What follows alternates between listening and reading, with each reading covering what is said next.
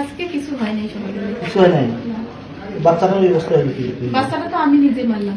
নিজে বাচ্চা কেন?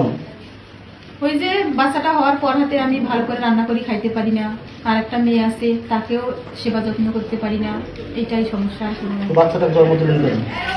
জন্ম তো দিলাম, তারপরে কেন জানি এরকম আমি নিজেও বলতে পারছি না। বাচ্চাটার বয়স কত?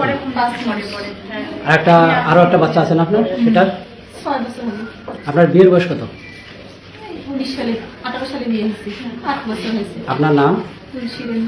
তানাগঞ্জ থানায় শ্রী বাবুলাল রায়, ওই ভদ্রলোকের এই বাবুলাল রায়ের 2টি কন্যা সন্তান। এই বাবুলাল হোটেলে কার্যক্রম শেষ করে, তার হোটেলে যেখানে হোটেলে সে কাজ করে শেষ করে বাসায় যায়। বাসায় গিয়ে তারা রাতে খাওয়া দাওয়া করে 11:30 দিয়ে ঘুমিয়ে পড়ে। ভোর 6টার দিকে বাচ্চার কান্নাকাটি শুনে ঘুম থেকে জেগে তার স্ত্রী তুলসী রানীকে বলে যে বাচ্চা মনে হয় দুধ খাবে, বাচ্চাকে তুমি দুধ খাও, এই কথা বলে সে ঘর থেকে বাইরে হয়ে যায়। একটু পরে সে বাইরে থেকে তার ন্যাচারাল কল হয়তো সেটা করে যখন বাড়ি ফেরত আসি দেখে তার বাচ্চার গলা কাটা অবস্থায় রক্ত ঝরতেছে। এই অবস্থায় বাচ্চা তার দিকে ছুরি মেরে ফেলে, তোমার বাচ্চা তুমি নাও, আমি পারবো না, তোমার বাচ্চা তুমি মানুষ করো। যেহেতু ছোটো বাচ্চা, রক্তকরণের কারণে বাচ্চাটা ঘটনাস্থলে মারা যায়।